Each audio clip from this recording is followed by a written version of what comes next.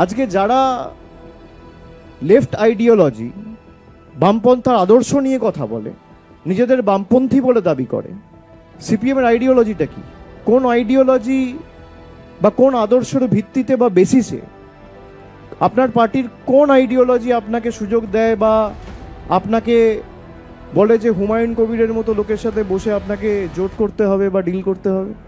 কোন আইডিওলজির ভিত্তিতে 2021 সালে যেখানে আপনি কেরালায় কংগ্রেসের বিরুদ্ধে লড়াই করছেন, সেখানে একই সময়, একই দিনে, একই মাসে, একই সপ্তাহে, একই দিনে, একই টাইমে বাংলায় কংগ্রেসের সাথে লড়াই করছেন?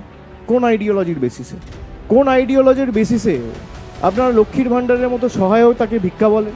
কোন আইডিওলজির বেসিসে একটা প্রান্তিক মানুষকে যে সরকার চাল ডাল আর্থিক সাহায্য সহযোগিতা পৌঁছে দিচ্ছে তাদেরকে ভিক্ষুক বলেন বা ছোট করে খাটো করে দেখেন?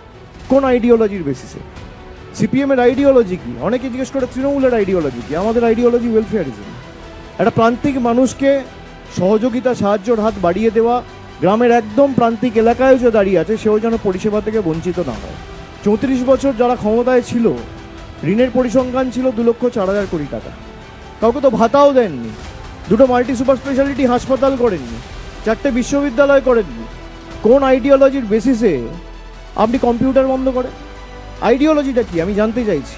আমার আইডিওলজি, আমাদের দলের আইডিওলজি আমাদের বলে যে কোনো মানুষকে পরিষেবা পৌঁছে দেওয়া, আর্থিক সাহায্য হোক, যেটুকু আমাদের সামর্থ্য রয়েছে, সীমাবদ্ধ ক্ষমতা রয়েছে, তার বেসিসে যতটুকু আমরা পারবো আমরা মানুষের পাশে দাঁড়াবো। মমতা ব্যানার্জি সরকার দাঁড়িয়েছে, অর্থ সরাসরি মানুষের হাতে পৌঁছে দিয়েছে।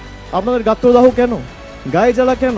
যারা তৃণমূলের আইডিওলজি নিয়ে কটূক্তি করে, ব্যঙ্গ বিদ্রুপ করে, সে তৃণমূল দলটার কোনো আইডিওলজি নেই। আমার আইডিওলজি ওয়েলফেয়ারিজম। একটা গ্রামে যদি আগুন লাগে, কাউকে পান না পান, ফায়ার ব্রিগেডে প্রথম ফোনটা করবে তৃণমূলের সেই পঞ্চায়েতের নেতা বা কর্মী। এটাই আমার আইডিওলজি। কারোর বাড়িতে কোনো বয়স্ক মানুষ যদি কোনো ব্যাধিতে আক্রান্ত হয়ে রাত্রিবেলা অ্যাম্বুলেন্সের প্রয়োজন হয়, অ্যাম্বুলেন্সটা ডাকবে যে সে তৃণমূলের কর্মী বা নেতা। এটাই আমার আইডিওলজি। লকডাউনের সময় যাতে কাউকে অভুক্ত অবস্থায় শুতে না হয়, আমরা কমিউনিটি কিচেন করে মানুষের বাড়িতে খাবার পৌঁছে দিয়েছি, মানুষের বাড়ির বাইরে গিয়ে কাউকে এসে লাইনে দাঁড়িয়ে খাবার নিতে হয়নি। এটা আমার আইডিওলজি। নারী ক্ষমতায়নের কথা অনেকে বলেছে, মানুষকে সে নারী ক্ষমতায়নের মডেলকে বাস্তবায়িত করেছেন মমতা বন্দ্যোপাধ্যায়। 1500 টাকা করে লক্ষ্মীর ভাণ্ডার মহিলাদের ব্যাংক অ্যাকাউন্টে সরাসরি ডিবিটি করে, এটা আমার আইডিওলজি। যুবশ্রী করেছেন তিনি। আমরা তো জিজ্ঞেস করছি না কে বিজেপি করে, কে সিপিএম করে। যারা মাধ্যমিক পাশ করেছেন কিন্তু এখনো চাকরি পাননি, তাদেরকে সাহায্য করে সহযোগিতার হাত বাড়িয়ে দিয়েছে আমাদের সরকার। 1500 টাকায় কি হয়? 1500 টাকায় হয়তো কিছু হয় না, কিন্তু 5 বছরের জন্য তাকে 1500 টাকা করে দেওয়া, বছরে 18,000 টাকা, 5 বছরে 90,000 টাকা। যারা বলছে তারা 9,000 টাকা দিয়েছে, 900 টাকা দিয়েছে, 90 টাকা দিয়েছে মানুষকে। এই 2,04,000 কোটি টাকার ঋণের হিসাব কোথায়?